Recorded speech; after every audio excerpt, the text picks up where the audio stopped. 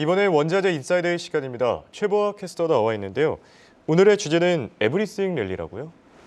네, 맞습니다. 요즘 직장인들 사이에서 우스갯소리로 좀 유행인 밈들이 있습니다. 밈들이요? 예. 네, 인별그램 같은 SNS를 좀 보다 보면 나는 커피 4,000원, 국밥 8,000원, 핸드폰 요금 5만 원 예. 이렇게 푼돈만 썼는데 한 달 카드 내역이 나와 보면 거의 몇백만 원을 썼다 이런 그렇죠. 내용이라거나 음. 혹은 방금 전에 10분 전에 내 월급이 입금됐는데 10분 예. 안에 뭐 땡땡 카드에서 얼마, 음. 땡땡 은행에서 얼마, 땡땡 텔레콤에서 얼마 이렇게 돈을 다 빠져나가고 나니 내 월급은 남은 게 0원이다.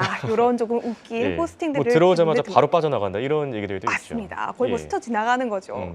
솔직히 내 월급 빼고 다 오른다. 여기에 공감 안 하시는 직장인분들 아마 한 명도 안 계실 것 같은데요. 그렇죠. 이게 증시에도 어느 정도 좀 맞아 떨어지는 것 같습니다. 예. 오늘은 에브리싱 랠리, 그러니까 내 월급 빼고 다 오르는 것의 모든 것 다뤄보도록 하겠습니다. 알겠습니다. 상당히 흥미로운데요. 정말 핫한 주제이긴 합니다. 에브리싱 랠리. 최근 들어 더 많이 사용되는 것 같은데 우선 정의부터 한번 살펴볼까요? 네, 말 그대로 모든 게 다 간다입니다.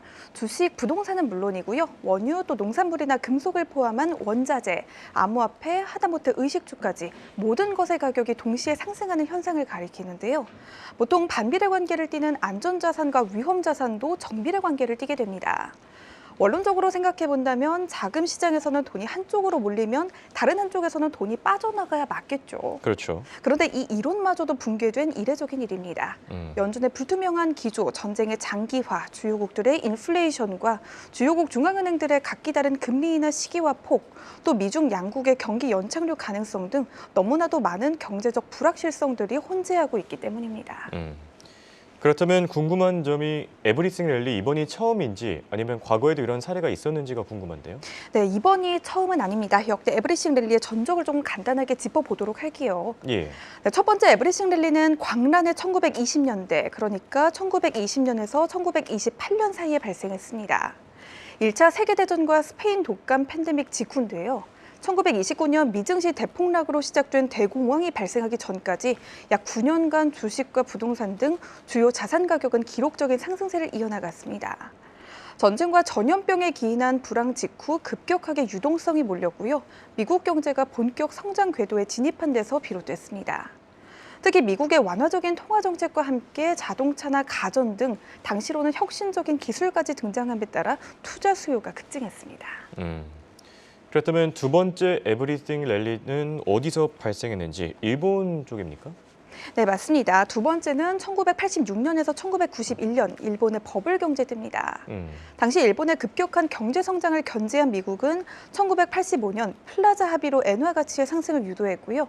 수출 시장에서 일본의 가격 경쟁력을 무너뜨렸습니다. 일본 정부는 상황을 개선하기 위해 1990년대 초까지 대규모 경기 부양에 나설 수밖에 없었죠. 은행들은 대규모 대출을 실시하며 돈줄을 풀었고요. 풀린 돈은 고스란히 주식과 부동산을 쓸어 담는 데 몰렸습니다. 당시 투자자들은 자산 시장에 대한 과도한 낙관론에 빠져 거침없는 투자를 이어가고요. 1988년 기준 시가총액 세계 50대 기업 중 33곳이 일본 기업들이었다고 합니다. 흥미롭군요. 그렇다면 세 번째 에브리싱 랠리는 언제인지 궁금한데 꽤 최근이라고요? 네, 세 번째는 꽤나 최근으로 조금 옵니다. 2020년에서 2021년 전 세계를 뒤흔든 코로나19 팬데믹입니다. 2020년 3월 팬데믹을 시작으로 공포감에 휩싸인 투자자들이 돈을 빼내면서 폭락장이 형성됐지만 이는 오히려 기록적인 상승장의 전조였다고 합니다. 예.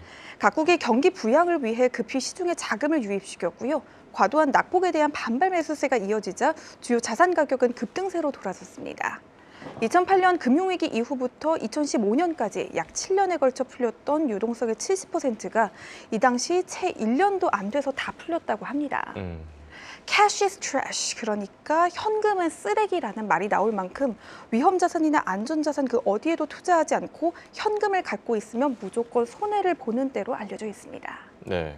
정리를 해보자면 지금까지 총 3차례 에브리싱 랠리가 있었는데 이번에도 그 현상이 반복된다면 이번이 네 번째 차례인 겁니까? 네, 맞습니다. 하지만 전문가들은 지금의 에브리싱 랠리가 이전처럼 폭발력과 합당한 이유를 갖춘 랠리라기보다는 복합 호재에 대한 기대감 하나로 형성된 일종의 미니 에브리싱 랠리에 가깝다고 분석을 조금 하고 있습니다. 예.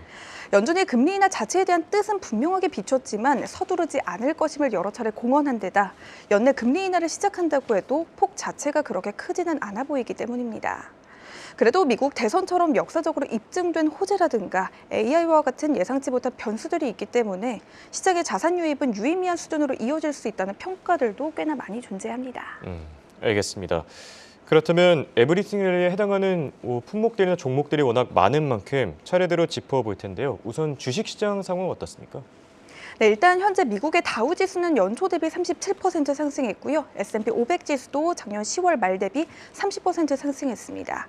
나스닥 지수도 역대 최고치를 연이어 새롭게 쓰고 있죠. 일본 니케이 지수는 지금 연초 대비 14% 상승해 34년 만에 사상 최고점을 찍었고요. 우리나라의 코스피 지수도 연초 대비 14% 올랐습니다. 자, 주식시장 정말 기록적인 상승세 기록하고 있고요. 주식만 오른다면 에브리띵 랠리를 쓰지 않았겠죠. 암호화폐 그리고 금 쪽의 상황도 참 대단하지 않습니까? 네, 맞습니다. 금선물 같은 경우 주간 기준 4.8%, 월간 기준 9.5%, 또 올해 들어 지금까지 13.2% 상승했고요. 이번 연도에 신고가를 무려 13번째나 재경신했습니다. 지난주 금요일 종가 기준 2,345.4달러까지 치고 올라가고요. 추가 상승 전망이 거의 대부분입니다. 단기적으로는 2,600달러, 한 2030년 정도까지 보면 최소 8,000달러에서 최대 10,000달러론까지 등장한 상황입니다. 지정학적 리스크나 주요국 중앙은행의 매수세 유입, 또 미국의 인플레이션이나 연준의 기조 불확실성, 그리고 재정 적자 증가 등 경제 위기를 해지하기 위한 수단으로 금이 이용되고 있다는 분석입니다. 비트코인도 현물 ETF 등장에 대한 기대감으로 작년 한 해 동안만 해도 거의 140% 넘게 뛰었고요.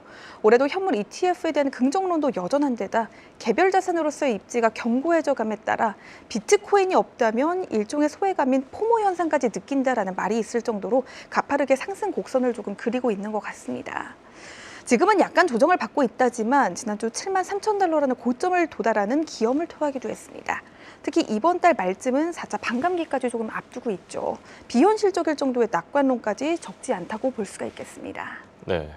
그리고 또 국제유가 역시나 최근 무서운 속도로 치고 올라오고 있는데 국제유가 상황은 어떻습니까? 네, 유가도 빼놓을 수가 없겠죠. 지난주 금요일 종가 기준 WTI가 86달러 후반대, 브렌트유가 91달러 초반대 기록하며 6개월 내 최고치까지 치솟았습니다. 시리아 내 자국 영사관을 폭격한 이스라엘에 대한 이란의 보복 천명이 공식화된 가운데 우크라이나도 러시아의 정유시설을 잇따라 공격하고 있죠. 중동 지역의 긴장감이 가장 큰 이유겠고요. 오펙 플러스의 감산에 따른 공급난도 한몫을 하고 있습니다. 유가 100달러 설이 거의 임박한 모습입니다. 네, 몇 가지 품목 더 살펴볼 텐데요. 중국 경기 회복과 함께 구리도 요즘 곽강을 받고 있다고요? 네, 정확합니다. 에브리싱 랠리 차원에서 보면 구리는 금과 함께 묶일 정도로 금속 랠리의 대표 주자로 꼽히는데요.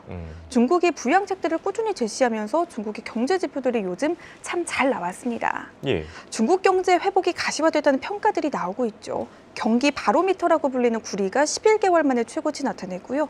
구리 현물과 선물 가격 차이도 100달러 이상 벌어지며 30년 만에 최대 폭이었습니다.